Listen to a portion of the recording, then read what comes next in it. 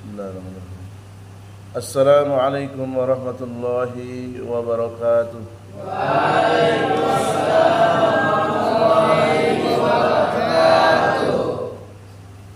Innal hamdalillah nahmaduhu wa nasta'inuhu wa nastahdi wa nastaghfiruh wa natubu ilaihi wa na'udzu billahi min sururi anfusina wa min sayyiati a'malina. Man yahdihillahu fala mudhillalah wa man yudlil fala hadiyalah. Asyhadu an la ilaha illallah wahdahu la syarikalah wa asyhadu anna Muhammadan abduhu wa rasuluh. Ya ayyuhalladzina amanu taqullaha haqqa tuqatih wa la tamutunna illa wa antum muslimun. Ya ayyuhan nasu taqu rabbakumul ladzi khalaqakum min nafsin wahidah wa khalaqa minha zawjaha wa bassa minhuma rijalan katsiran wa nisaa'a wattaqullaha alladzi tasaaluna bihi wal arham innallaha kana 'alaikum raqiba.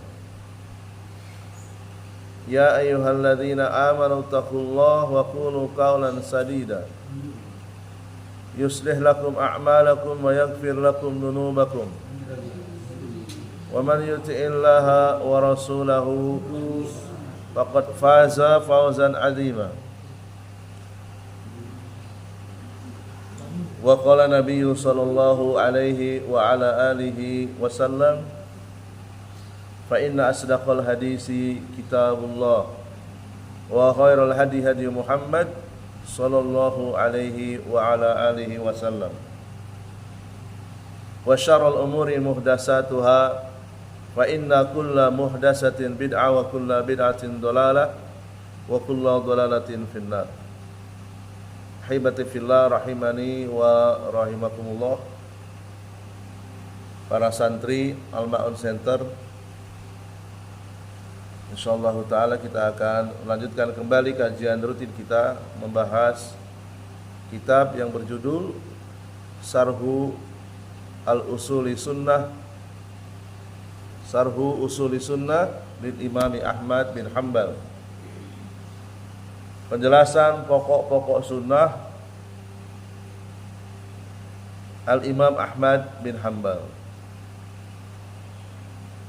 Salawat serta salam semoga tercurah limpahkan kepada guru terbaik kita Nabi besar Muhammad sallallahu alaihi wasallam dan juga kepada keluarga beliau, para istri beliau, ahli bait beliau, segenap sahabat beliau serta kaum muslimin yang mengikuti tata cara beragama beliau ila yaumil qiyamah, sampai hari kiamat nanti. Qala al-muallifu Syekh Abdul Aziz Ar-Razihi, fal Imam Ahmad rahimahullahu taala fi hadhihi risalati yuqarriru madhhab ahli sunnati wal jamaati wa bayyana madhhab ahli al-bid'ah wa annahum mukhalifuna li madhhab ahli sunnah wal jamaah. Al-Imam Ahmad beliau menguraikan, menjelaskan di dalam kitab ini madhab ahlu sunnah wal jamaah, dan beliau juga menjelaskan madhabnya ahlu bid'ah. Dan sesungguhnya ahlu bid'ah itu menyelisihi, bertentangan, bertabrakan, kontradiksi dengan madhab ahlu sunnah wal jamaah.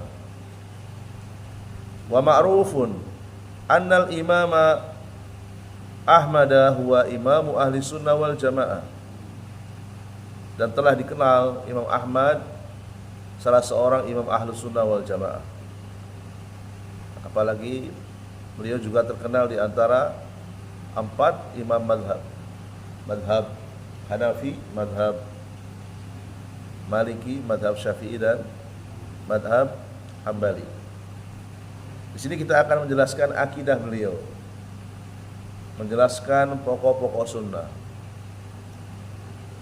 tidak menjelaskan fikihnya. Karena Tarjih Muhammadiyah tidak terikat dengan salah satu mazhab di dalam masalah fikih.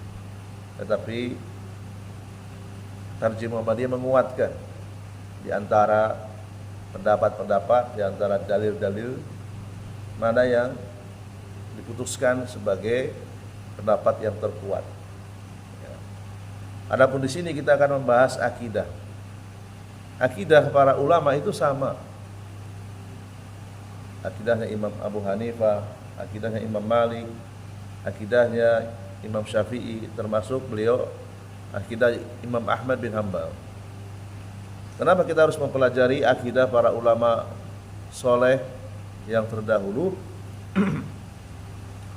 Supaya kita bisa menjaga akhlak kita ketika kita hidup bermasyarakat.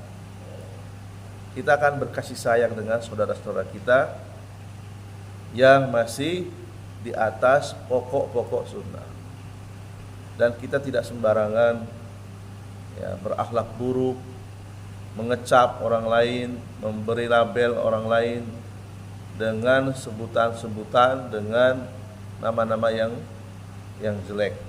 Ya. Kita tidak bermudah-mudahan menuduh orang ahli bid'ah, menuduh orang sembarangan, ya, orang yang sesat, ya, sehingga lisan kita bisa dikontrol, bisa dijaga dengan ilmu.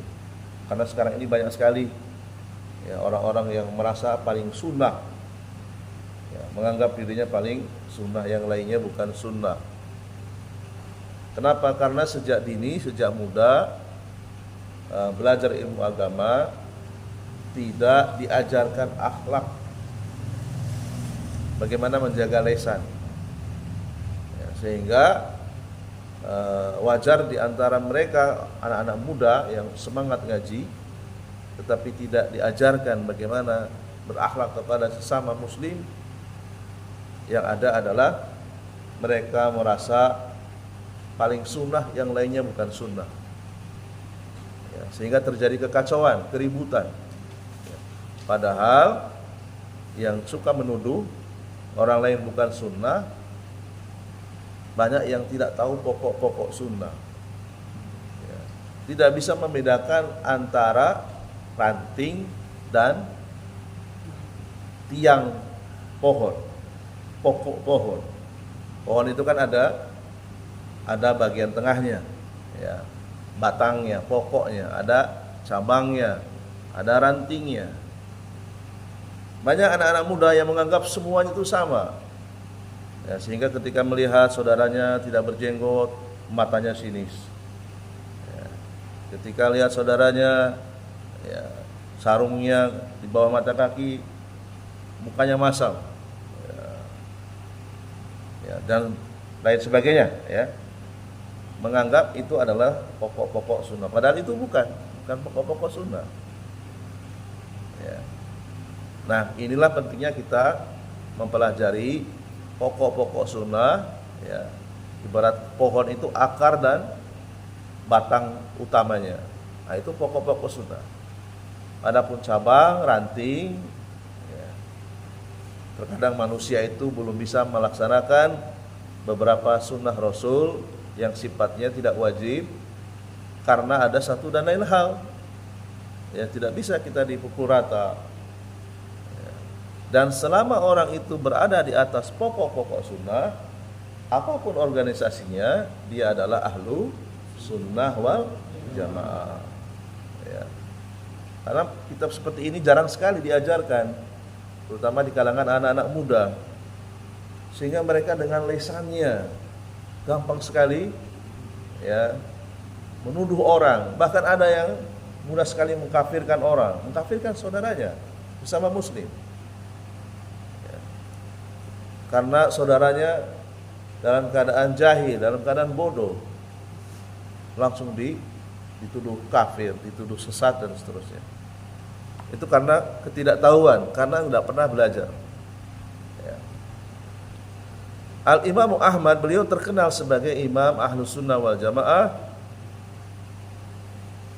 wa qad tuhina fi mas'alatil qauli bi khalqil Qur'an fasabatahullahu. Beliau diuji di sebuah zaman yang mana di zaman tersebut rakyat dipaksa oleh penguasa yang zalim untuk mengatakan Al-Quran itu makhluk. Kalau Al-Quran makhluk berarti Al-Quran itu penuh dengan kekurangan, penuh dengan aib dan cacat, namanya juga makhluk. Sementara sejak zaman Rasulullah, Al-Quran itu bukan makhluk. Al-Quran itu adalah ucapan Allah yang direkam oleh malaikat Jibril, yang dihafal oleh Rasulullah SAW. Dan Allah SWT memberikan kekuatan kepada Imam Ahmad. Wa sabaru alal adza, beliau bersabar walaupun banyak gangguan. Wa sajni, walaupun beliau harus dipenjara mempertahankan akidah. Wa dorbi, walaupun beliau disiksa. Diceritakan bahwa cambukan yang diterima oleh Imam Ahmad itu seandainya diberikan ke gajah, gajah itu mati. Ya. Imam Ahmad dalam kondisi sakit-sakitan di penjara, beliau tetap mengatakan Al-Quran itu bukan makhluk. Al-Quran itu adalah kalamullah, ucapan Allah yang dihafal oleh malaikat, kemudian disampaikan kepada Nabi kita yang mulia Nabi Muhammad SAW, terus kemudian diajarkan sampai kepada kita secara turun-temurun. Hatta nasarahullahu, Allah menolong beliau. Kama qala ba'dul ulama, sebagian ulama mengatakan innallaha ta'ala hafidhal Islam, sesungguhnya Allah Ta'ala telah menjaga Islam bi Abi Bakrin As-Siddiq, yaitu dengan adanya Abu Bakar As-Siddiq yaumar riddah, ketika tahun-tahun kemurtadan, ya, ketika hari-hari yang penuh dengan kemurtadan. Di zaman Abu Bakar As-Siddiq, beliau sibuk memerangi orang yang tidak mau bayar zakat secara terang-terangan, berarti mau menghilangkan rukun Islam, ya, di antara rukun-rukun Islam yang lainnya, ya, terang-terangan tidak mau bayar zakat, menolak salah satu rukun Islam, ini termasuk kemurtadan. Insya Allah di negeri kita nggak ada orang yang menolak terang-terangan tentang zakat. Zakat fitrah, alhamdulillah, ya, rata-rata kaum muslimin yang merasa tidak miskin mereka mengeluarkan zakatnya, baik itu dengan makanan pokok ataupun dengan uang. Ya, demikian juga orang-orang yang kaya, yang punya ilmu, yang punya kesadaran tinggi, mereka mengeluarkan zakat. Ternyata di zaman Khalifah Abu Bakar As-Siddiq itu pernah ada orang-orang yang menolak terang-terangan, tidak mau bayar zakat. Ya, beda dengan orang yang sembunyi-sembunyi karena pelit, itu beda hukumnya. Ini terang-terangan, sehingga Abu Bakar As-Siddiq, beliau adalah orang yang paling berilmu setelah Rasulullah, manusia terbaik setelah Rasulullah, manusia yang paling soleh setelah Rasulullah, disaksikan oleh para sahabat yang lainnya. Beliau memerangi orang-orang yang menghilangkan salah satu di antara rukun Islam, yaitu membayar zakat. Innallaha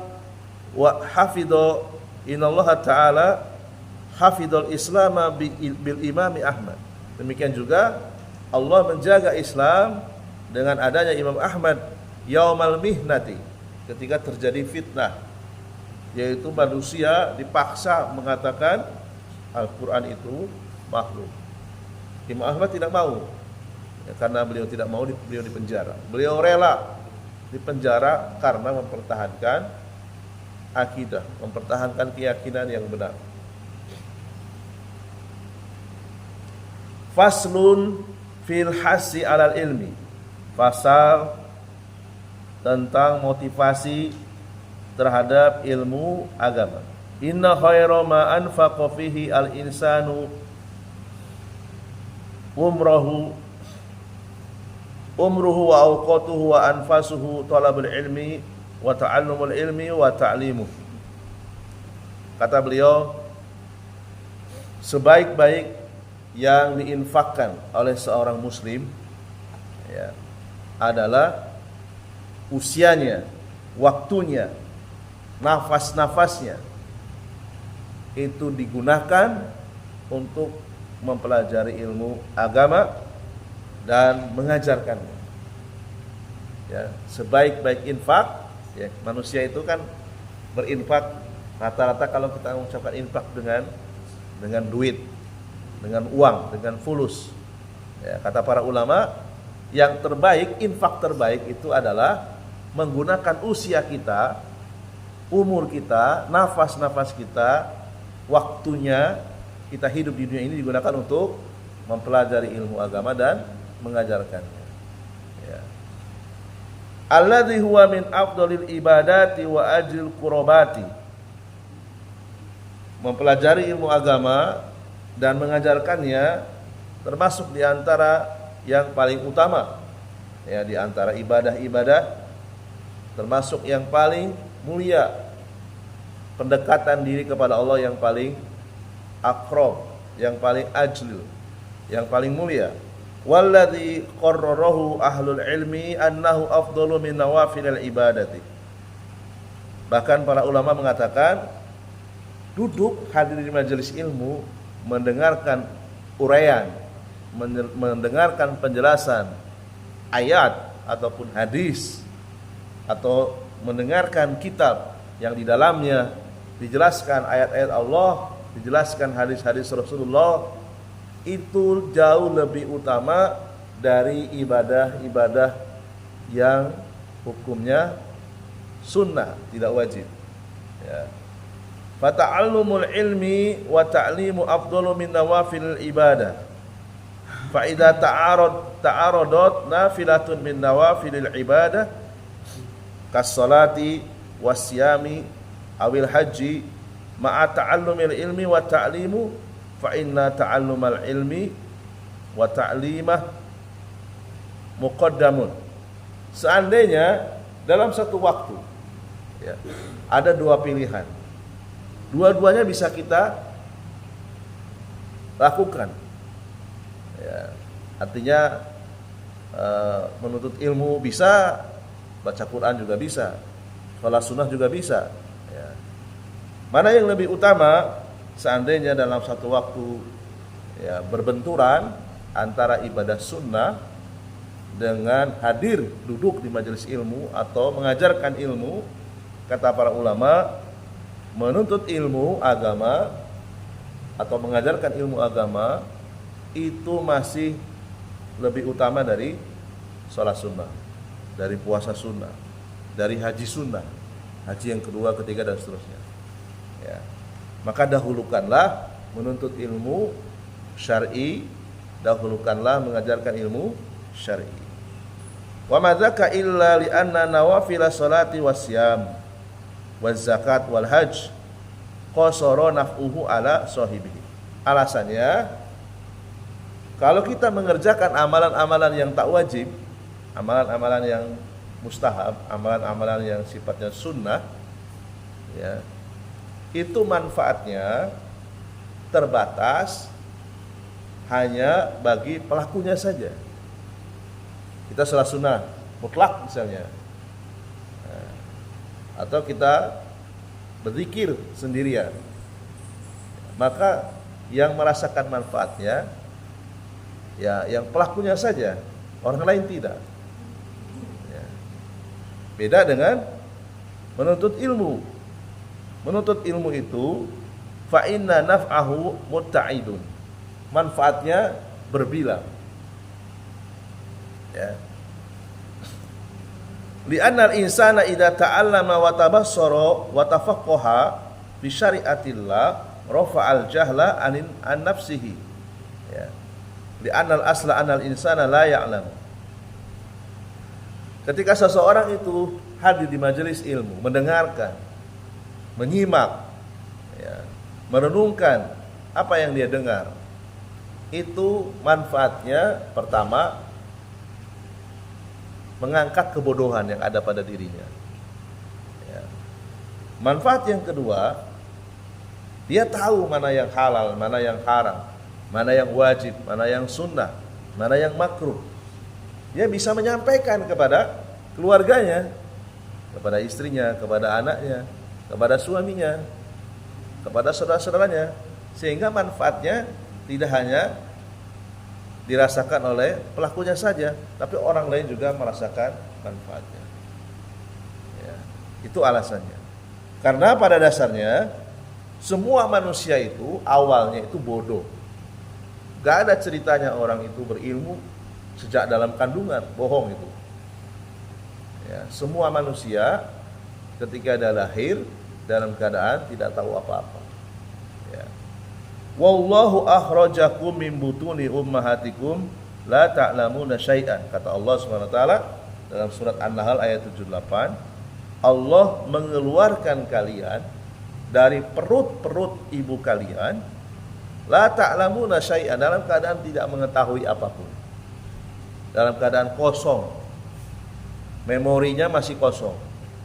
Belum terisi dengan ilmu. Belum ada informasi tentang ilmu. Ya. Semua manusia tak terkecuali. Ya. Qala Allah Ta'ala wallahu akhrajakum min butuni ummatikum la ta'lamuna syai'an wa qala subhanahu wa qala Rasulullah sallallahu alaihi wasallam wa qala subhanahu wa ta'ala li nabiyhi al-karim. Demikian juga Allah Subhanahu wa taala mengatakan kepada nabinya, wa wajadaka dhallan fahada. Dan Allah mendapatimu Muhammad dalam keadaan tidak tahu, dalam keadaan tidak memiliki petunjuk, tidak memiliki ilmu. Fahada, kemudian Allah berikan petunjuk, berikan wahyu melalui malaikat Jibril. Jadi Jibril adalah gurunya Rasulullah SAW yang mengajarkan Al-Quran. Ya. Fal aslu fil insani annahu la ya'lamu summa yata'allamu wa yatabassaru fayarfa'ul jahla an nafsihi summa yarfa'ul jahla an ghairihi. Ya, pada awalnya manusia itu dalam keadaan bodoh. Ya, tidak tahu itu kan sinonimnya bodoh. La ya'lamu, tidak tahu itu berarti bodoh. Ya. Kemudian dia belajar. Setelah belajar, terangkatlah kebodohan dari dirinya. Tahu mana tauhid, tahu mana syirik, tahu mana sunnah, tahu mana lawannya sunnah yaitu bid'ah. Tahu mana yang wajib, ya. Tahu mana yang fardu ain, tahu mana yang fardu kifayah, tahu yang mana sunnah muakkadah, dan tahu mana yang sunnah biasa. Ya, tahu mana yang makruh, tahu mana yang haram. Ya. Kebodohan yang ada dirinya terangkat dan dia pun juga bermanfaat, yaitu mengangkat kebodohan yang ada pada orang lain, bisa mengajarkan orang lain. Ya. Mengajarkan keluarganya, mengajarkan komunitasnya, mengajarkan persyarikatannya dan seterusnya. Wa bihadza yakunu al-insanu idza ta'allama wa 'amila summa nasara ilmahu wa sabara 'ala al-adza yakunu minar rabihin. Ketika seseorang muslim itu mempelajari ilmu agama, lalu kemudian dia pun mengamalkannya, yang wajib dia lakukan istiqomah, ditambah dengan yang sunnah muakkadah, ditambah dengan sunnah biasa, meninggalkan yang haram, meninggalkan yang makruh, ya. Lalu kemudian dia menyebarkan ilmu yang dia ketahui, ya, melalui mimbar khutbah, melalui mimbar pengajian, melalui dialog, ya, melalui rekaman, melalui tulisan, ya, dia disebarkan lewat media sosial, lewat website dan seterusnya. Kemudian dia bersabar, ya, terhadap gangguan. Karena orang yang menyebarkan ilmu agama pasti dia akan mendapatkan gangguan. Baik gangguan yang ada dalam dirinya sendiri, gangguan dari keluarganya, atau gangguan dari pihak-pihak eksternal dari luar. Ya, akan diganggu. Maka ketika dia bersabar, yakunu minar robihina, maka dia akan menjadi orang-orang yang robihin, orang-orang yang sukses, orang-orang yang tidak mungkin rugi. Alladzina istasnahumullahu fi qaulihi subhanahu wa ta'ala, yaitu orang-orang yang dihususkan oleh Allah. Ini orang-orang spesial, ya, orang-orang yang khusus, yang mana Allah sebutkan dalam surat Wal Asri, demi waktu, innal insana lafi husrin, sesungguhnya kebanyakan manusia itu gagal hidupnya. Gatot, apa gatot? Gagal total. Ya. Bangkrut. Ya. Illal ladzina amanu, kecuali yang pertama, dia beriman, mengucapkan 2 kalimat syahadat, ya, menjaga keimanannya, memelihara keimanannya, terus menuntut ilmu agar imannya terjaga. Wa amilus sholihat, kemudian mengamalkan amalan soleh, apa yang sudah diketahui dia amalkan, ya. Wa tawassaw bil haq, saling menasihati dalam kesabaran. Wa tawassaw bis sabr, saling menasihati dalam al-haq, kebenaran, dan saling menasihati dalam kesabaran. Di dalam surat ini, fa aqsama Allahu subhanahu wa ta'ala wa huwa as-sadiqu anal jinsal insani fi khasaratin, ya. Allah bersumpah wal asri, demi waktu. Allah bersumpah dengan waktu, ya, bahwasanya manusia itu kebanyakan dalam keadaan gagal total. Kebanyakan dalam keadaan kafir, tidak beriman, dalam keadaan bangkrut, ya. Kalau kita mau jujur, di atas muka bumi ini manusia ada sekitar berapa miliar? 7 hingga 8 miliar. Yang beriman kepada Allah dan Rasulnya itu 7 lebih atau mungkin 6 lebih miliar. Sementara yang tercatat sebagai orang yang bersahadat muslim itu 1,5 hingga 2. Artinya masih banyak yang kafir. Kita jangan bandingkan daerah Pontianak dengan daerah yang lainnya, bandingkan dengan seluruh dunia, ya. Kalau kita catat di Google itu, muslim itu sekitar 1,5 hingga 2. Sementara yang 6 hingga 7 miliar, 5 hingga 6 miliar itu orang-orang yang tidak bersyahadat, ya, mereka belum mengenal Rasulullah SAW, belum beriman kepada Allah dan Rasulnya. Boleh dicek itu, ya. Jadi benar, ya, kebanyakan manusia itu gagal total, rugi, bangkrut. Bagaimana enggak bangkrut? Ketika dia mati dalam keadaan sakaratul maut yang menyakitkan, ya, dengan dicabut oleh malaikat yang kasar, ya, semua orang kafir dicabut dalam keadaan kasar. Beda dengan orang yang beriman, dicabut dengan lembut, ya. Sudah dijelaskan kan di materi sebelumnya, ada 2 malaikat, ya, malaikat yang mencabut dengan kasar roh orang-orang kafir, dan malaikat yang mencabut dengan lembut roh orang-orang muslim. Illa manittasafa bihadhihi sifati al-arba'i, Allah kecualikan orang-orang yang memiliki 4 sifat tidak akan gagal total hidupnya, tidak akan bangkrut, ya. Illal ladzina amanu, yaitu orang-orang yang beriman, mabniun alal ilmi wal basirati, beriman dibangun di atas ilmu, bukan beriman di atas taklid, bukan, ya, hanya ikut-ikutan saja. Enggak, beriman karena apa? Karena ilmu, karena hadir di majelis ilmu, hadir di dalam majelis pengajian, ya, ikut pengajian, pulang dalam kondisi imannya bertambah, ya. Wa amilus sholihat, sifat yang kedua yaitu beramal soleh.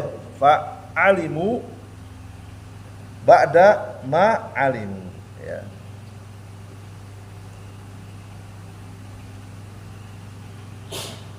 Fa amilu ba'da ma alimu, beramal setelah berilmu. Ya, Tarjih Muhammadiyah mengajarkan warganya berilmu dulu baru beramal. Jadi beramal setelah berilmu. Ya. Yang bersumber dari Al-Quran dan Sunnah Maqbulah. Ya. Tidak boleh kita beramal tanpa ilmu. Orang yang beramal tanpa ilmu seperti orang yang bekerja tanpa SK. Ya, dia bekerja di instansi pemerintah, bekerja di instansi swasta, nggak ada SK-nya, ya nggak akan digaji, nggak akan dikasih upah. Sama kita pun beribadah, beramal tanpa ada tuntunan dari Rasulullah, tak jelas hadisnya sahih atau enggak, asal aja dia beribadah. Ya, dia tidak mau mengikuti ya anjuran atau nasihat dari HPT misalnya. Di HPT dijelaskan bagaimana tata cara sholat, tata cara puasa, ya, tata cara haji, tata cara zakat. Dia asal-asalan tidak pakai ilmu. Ya, itu seperti orang yang bekerja tanpa SK, nggak akan dapat gaji, nggak akan dapat upah, tidak akan dapat balasan dari Allah SWT. Kemudian sifat yang ketiga, wa tawassaw bil haq. Hadhihi da'watu ilallah wa nasrul ilmi. Inilah yang dimaksud dengan mengajak manusia berdakwah kepada Allah dan menyebarkan ilmu. Ya. Wa tawassaw bil haq, saling menasihati dalam kebenaran. Berdakwah tidak harus jadi mubalik, berdakwah tidak harus jadi ustadz. Ya. Berdakwah apa yang kita ketahui kita sampaikan ya, kepada teman kita satu kamar, ya, yang di asrama. Ya. Ketika kita pulang sampaikan kepada keluarga kita, itu sudah termasuk berdakwah. Ya. Wa tawassaw bis sabri, ya, saling menasihati dalam kesabaran. Fasabaru ala su'bati zalika. Ya, karena kita hidup tidak selamanya berjalan dengan mulus. Banyak rintangannya, banyak gangguannya, banyak cobaannya. Ya. Seorang mubalik perlu dinasihati. Ya. Bukan hanya santri. Ketika dia dalam kondisi lemah, dalam kondisi tertekan, dalam kondisi ya dibully, dalam kondisi dihina, dia perlu nasihat. Sabar Ustaz, sabar Pak Kiai, ya. Sabar Pak, sabar Bu, ya. Demikian juga para santri saling berwasiat dalam kesabaran. Ketika diuji dengan penyakit, bersabar. Ya, bersabar sambil berobat. Ya. Ketika diuji dengan kemiskinan, ya, bersabar sambil usaha bagaimana caranya bisa meningkatkan kesejahteraan. Haulaihum ar-rabihuna ahlu sa'adah. Inilah orang-orang yang dikecualikan oleh Allah sebagai orang-orang yang rabihun, orang-orang yang sukses. Ahlu sa'adah, orang-orang yang dijamin ya, hidupnya sa'adah, hidupnya bahagia. As'alullah an yaj'alana minhum. Semoga kita Allah jadikan termasuk bagian dari mereka. Wala budda li taladi bil ilmi an yastas'ira hadzal amra wa annahu fi ibadah wa alaihi an yukhlisa lillah fi ibadati. Maka wajib ketika kita hadir di majelis ilmu harus dengan kesadaran, bukan karena keterpaksaan. Karena menuntut ilmu, hadir duduk di majelis ilmu, demikian juga mengajarkan ilmu, ini termasuk ibadah. Dan ibadah itu butuh keikhlasan. Bukan karena disuruh, bukan karena dipaksa, bukan karena dapat amplop. Ketahuilah, amplop dari Allah jauh lebih besar, pahala dari Allah jauh lebih besar, yaitu surga. Fa idza kana ta'allumul ilmi wa ta'limuh minal ibadatil azimah fa 'ala ahli ilmi an yukhlisu a'malahum lillah. Ya, mengajarkan ilmu, mempelajari ilmu agama ini termasuk ibadah yang sangat agung, maka wajib kita semuanya untuk mengikhlaskan apa yang kita lakukan saat ini lillahi azza wajal, semata-mata karena Allah Subhanahu wa taala. Li anal ibadata la tasihu wa la takunu nafi'atan wa la maqbulatan indallah hatta yatahaqqaqa fiha ruknani asasiyani. Ya. Ibadah itu tidak sah. Menuntut ilmu tidak sah. Mengajarkan ilmu juga tidak sah. Tidak bermanfaat. Ya. Tidak diterima oleh Allah Subhanahu wa taala sampai terpenuhi dua rukun. Ya. Wala budda minhu fi kulli ibadatin, bahkan di seluruh ibadah, baik yang wajib maupun yang sunnah. Tidak sah, tidak bermanfaat, tidak diterima kecuali terpenuhi dua rukun. Baik dia beribadah dengan sholatnya, dengan puasanya, dengan zakatnya, dengan hajinya, dengan bakti kepada kedua orang tuanya, dengan silaturahminya, termasuk mempelajari ilmu agama dan mengajarkannya, tidak sah. Ya, tidak bermanfaat, tidak makbulah indallah, tidak diterima kecuali harus terpenuhi dua rukun. Rukun yang pertama, an yakuna khalisan lillahi, semata-mata ikhlas 100% karena Allah. Ya. Muradan bihi wajh Allah, semata-mata ingin mendapatkan wajah Allah, ingin bertemu dengan Allah. Bukan mencari muka manusia, tapi mencari wajahnya Allah. Wa an yakuna mutabi'an fi dzalika li Rasulillah sallallahu alaihi wasallam. Rukun yang kedua, harus mengikuti contoh dari Rasulullah sallallahu alaihi wasallam. Ya. Ketika menuntut ilmu tidak boleh ada kemaksiatan. Tidak boleh menuntut ilmu ya dicampur dengan dangdutan misalnya, enggak boleh. Menuntut ilmu dalam keadaan khusyuk, dalam keadaan khidmat. Para sahabat ketika mendengarkan penjelasan ayat dari Rasulullah, itu kepalanya nggak bergerak, saking khusyuknya. Seandainya ada burung hinggap di kepala sahabat, burung itu tidak terganggu, seakan-akan kepala sahabat seperti tiang listrik, diam, nggak ada yang berani, apalagi ngantuk nggak ada. Mereka sebelum menuntut ilmu sudah disiapkan istirahat yang cukup, mempergunakan istirahatnya semaksimal mungkin, sehingga ketika hadir di majelis ilmu dalam kondisi matanya segar, ya, tidak ada satupun yang gurau, nggak ada, ya. Sehingga wajar mereka itu dikatakan khairun nas, sebaik-baik manusia. Kenapa? Karena ketika mereka menuntut ilmu dijaga adabnya, dijaga etikanya, dijaga akhlaknya, sehingga ilmu yang mereka dapatkan ilmu yang bermanfaat, ilmu yang diberkahi. Jadi rukun yang kedua harus mengikuti contoh Rasulullah SAW. Rasulullah ketika belajar dengan malaikat Jibril dalam keadaan serius, dalam keadaan khusyuk. Fahadani ruknani asasiyani la tasihu ayyu ibadatin illa bihima. Dua rukun ini harus ada di dalam setiap ibadah. Ya, ibadah apapun, baik ibadah yang wajib maupun yang sunnah. Qala Allah Ta'ala fi kitabihil azim.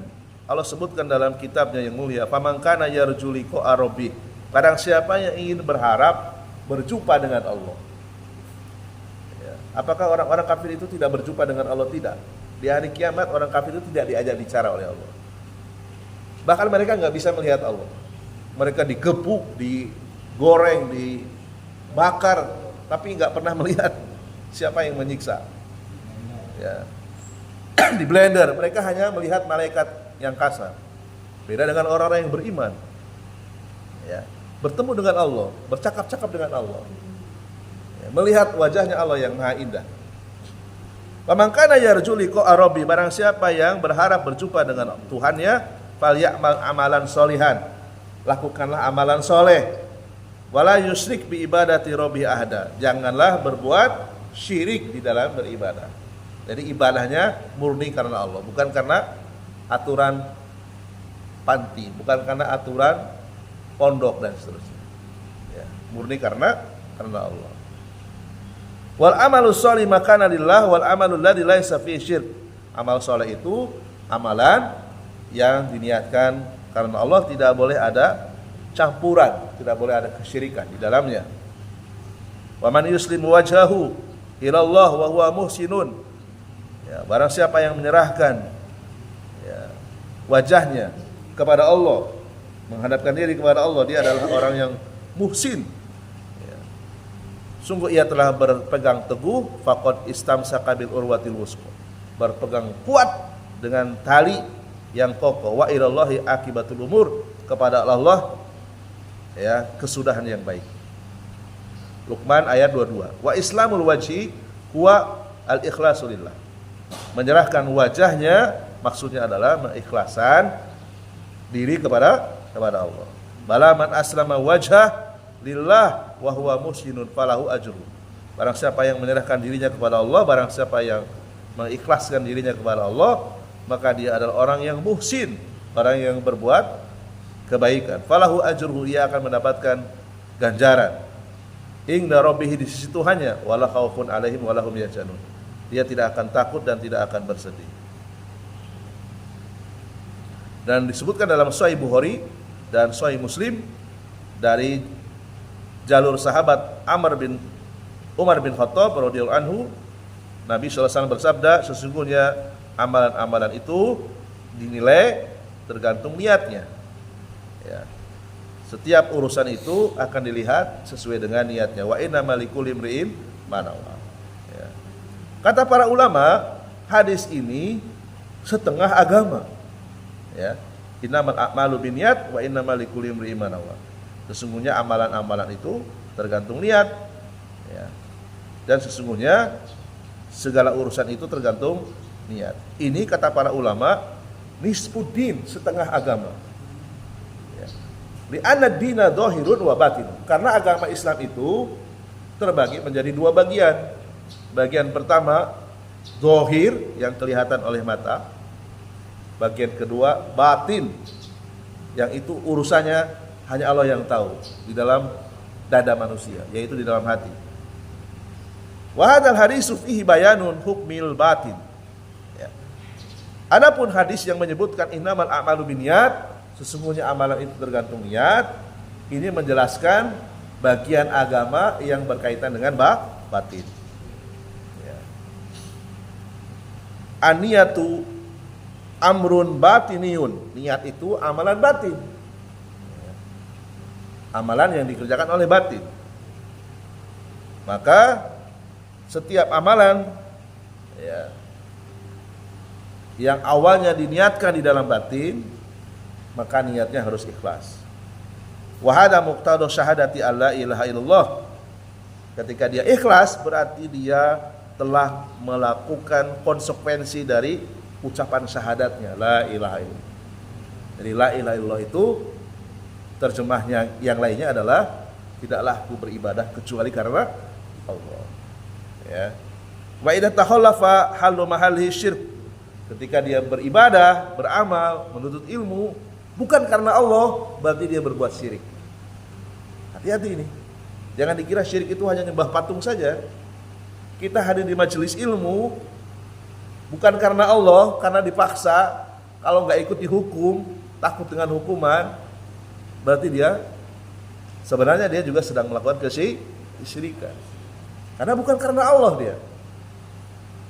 Jadi kesyirikan itu sangat halus.